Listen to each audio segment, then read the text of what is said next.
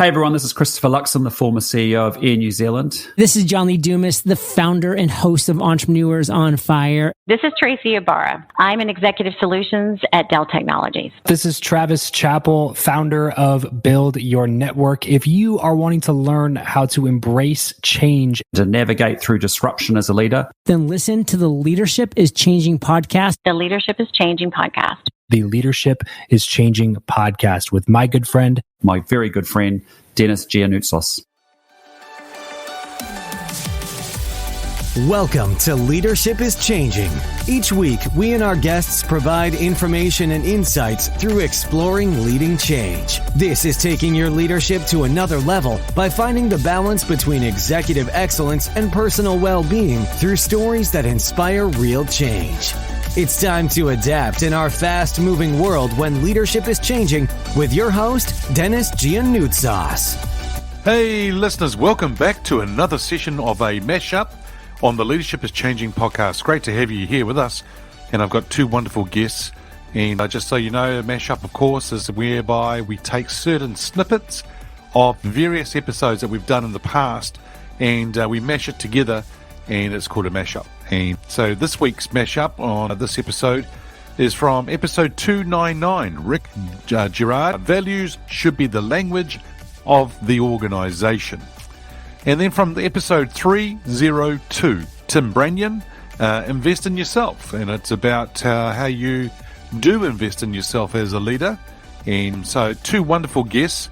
And sit back, listeners, enjoy the Mashup. Who's your favorite leader and why? Well, I have two. My favorite from history was actually King Leonidas. I don't know if you've heard that one before, but I was always fascinated with the Spartan culture when I learned about it coming up. And, you know, just the sacrifice that he made for his people and how he held off like a massive army with, you know, there was more than 300, but, you know, roughly 300 people was, you know, the strategy and the thought that went into it and the passion that went into it, you know, and ultimately dying at the end to keep his people safe. I mean, that was, you know, what a better story. I mean, I don't know. I haven't ever heard of a better story. The other leader that I admire is myself in 5 years. Nice. Tell us more. I'm working really hard to get myself to be an amazing leader. So Good on you. That's good. Yeah. Now, the first example you gave, are we seeing that being played out today with the Russia-Ukraine side of things? Are we seeing that? Kind of? Yeah. Mm. Yeah, I think so. Actually, I mean, I don't really follow media really at all because, I mean, quite frankly, I'm overwhelmed with it, but I don't have time. But yeah, what I have seen, wow, that Ukrainian president's amazing. Cool. Now, I was going to ask you the next question, which was around King Leonidas, about something around that. But actually, I'm going to ask something about yourself because actually, I'm going to ask it two ways. If you were sitting on a park bench with yourself in the future, right, and you're talking to yourself in the future and you wanted to ask yourself a question, what would that question be? If I'm asking my future, did I move fast enough? Okay, good. All right. That's good. And did I move fast enough? Did I bring in the right people? Like, did I bring in the right, like right now I'm doing a capital raise. So like I'm learning all this right now. So did I bring in the right investors? You know, did I make the right decisions? Yeah. I mean, obviously 5 years from now, you know, all I need is a thumbs up. And that's all you need, right? So interesting question. Now, your number one favorite, or your first favorite that you shared, if you were sitting there with the king and actually having a coffee there and talking with him, what would be one question you want to ask him? Oh man. You know, there'd be way more than one question because I'm intellectually curious. So like, I would want to know all about the hoplite and like how they actually, you know, use their shields. And I don't know, I'm a geek about that. I would get geeky into the culture and, you know, maybe even him growing up and how he, you know, passed his trials to become king and, you know, some of these other things. Mm-hmm. Yeah. I don't think I don't know. I would just, I take that as like such a learning moment that I would have so many questions. I bet. Yeah. It would be wonderful. You could do that. Just imagine it. It'd be pretty cool. Yeah. It would be awesome. Yeah. Can you make it happen? Yeah, sure. Sure.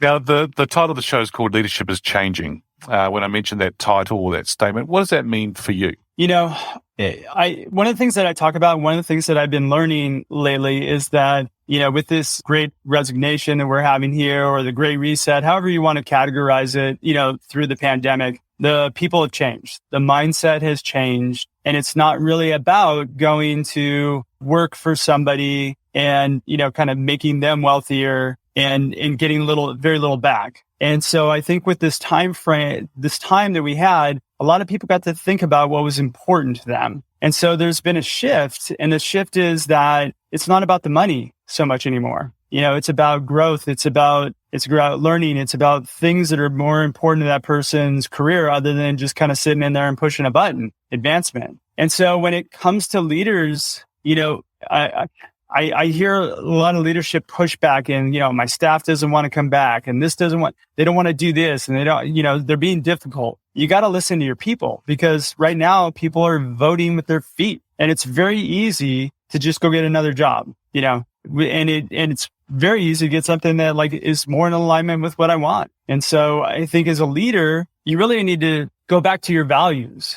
and drill down on what are the values of my company and almost kind of are we living those values, and are these values being utilized in such a way we can attract the right people and repel the wrong ones? Yeah, spot on. And if the organization's not living their values, what needs to happen? Well, it's no secret if they're not. People figure it out very quickly and people leave. So if you're hiring people and you still have attrition that's going on, well, that's where you're failing. It's purely because people are just not going to put up with it anymore. Right. And it's not because they're flaky people. It's because most of the time they got sold something different than what they experienced when they started up on day one. Yeah. So, you should be honest about who your company is. If you are an environment of hunters and, it's all about, hey, look at it, you eat what you kill and we're going to stab you in the back. If you're not looking, you got to be on your guard. Then you need to hire people that thrive in that environment. Don't hire people that are into collaboration and teamwork, in a kumbaya environment and expect that they're going to do well, because they won't, And then, again, it just all comes back to those words on the wall. If you're not living them at a leadership level, then nobody's going to live, nobody's going to live those. And it springs from the top down. So whatever you have those words on the wall being, you should be honest with yourself. It should be those things that are valuable to you. Yeah. And you're talking about the walls on the wall, the words on the wall. That's the value statement, or whatever the values are of the organization. And Rick, sometimes they think it's so important, and so they go and laminate it, and then they'll put it on the wall, and it's everywhere. But the thing is, if you don't bring it to life and you're not living it every day, then it's just a bunch of words, as you're saying, right, on the wall, and that's all it's doing. And it should be a language within the organization.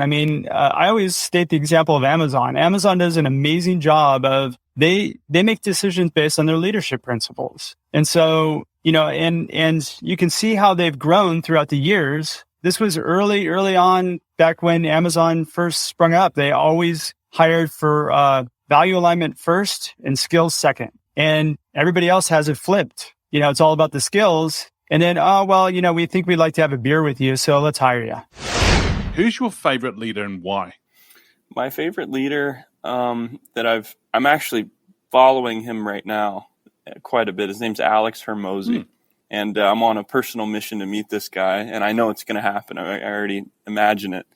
But Alex is somebody who I believe gets people results. Alex has been to higher levels than me in business. I think he makes $100 million a year, and he owns acquisition.com. Free shout out to Alex. There we go. There you go. Doing goodwill.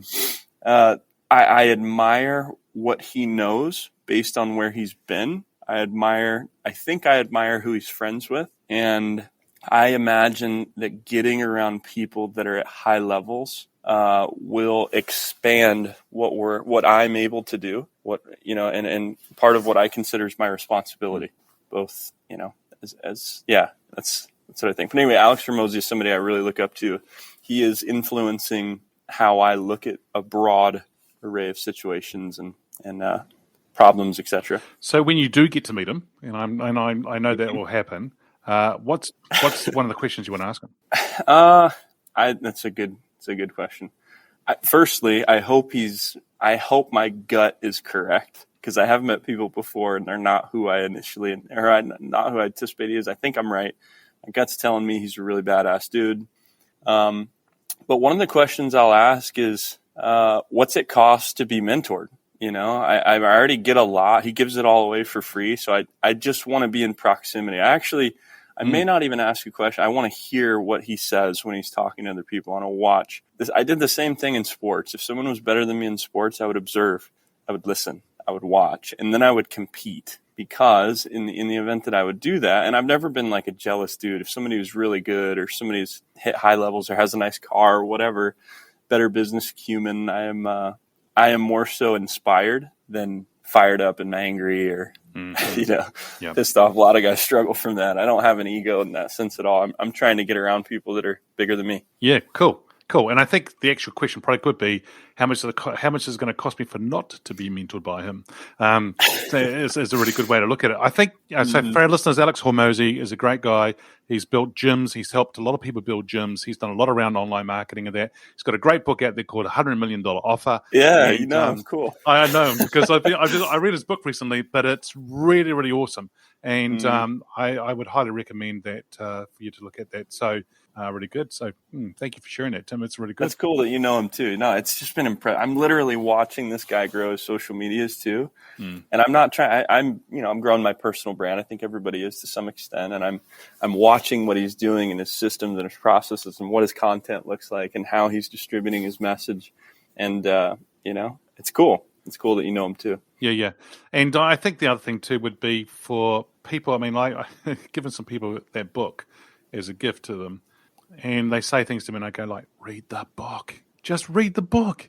And it's just like, for a lot of us, I don't know if you've ever heard of a guy called Charlie Tremendous Jones.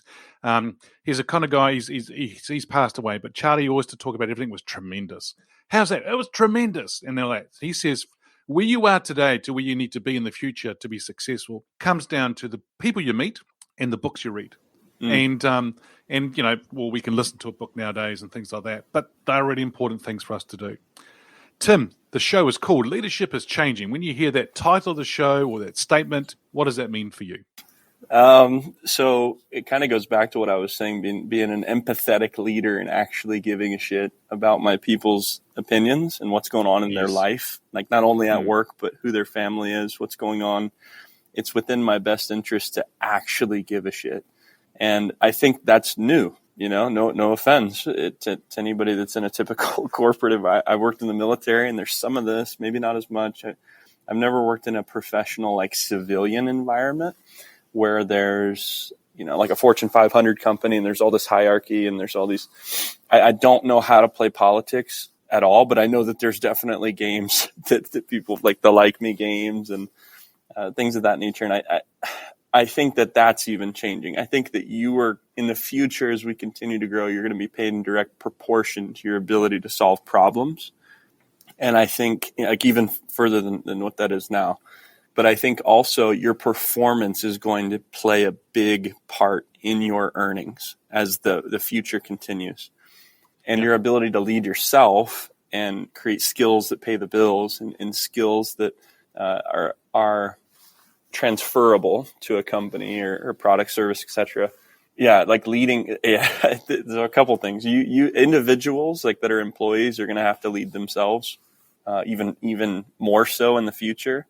And then companies that are in charge of a lot of people are going to have to figure out ways to replicate their soul, their spirit, their care throughout their large organization. I don't run a huge organization, so my spirit's still nice and around my guys. But as we grow, there's and some people maybe listening to this have hundreds or thousands of employees. I think that's duplicating true leaders throughout your organization. That's a whole nother challenge question. How do you do that, right? Yeah, and you do that through other people by first showing them how to do it, and being it and living the words of what you're actually expecting others to do too. Because there's no point in trying to get others to do something if you're not willing to do it yourself. Sure. You can't do that, and people are going to see through that for sure. Wow, powerful information being shared by both these guests from episode 299, Rick Girard, and episode 302, Tim Branyan.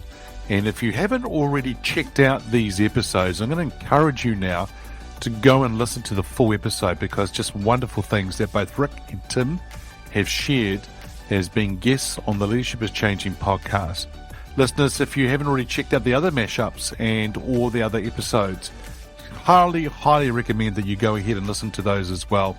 But also, please put a rating and a review. If you're on Apple, we'd love to get your reviews and your ratings. And if you're on Spotify, you can put a rating. And so we'd love to see those coming through. All right, team, it's always a pleasure being with you. Until next time, bye for now. Thank you for listening to this episode of Leadership is Changing with your host, Dennis Giannoutsas. Each week, we and our guests provide information and insights through exploring leading change, inspiring executives and leaders to adapt and lead a bigger game in a fast-moving world.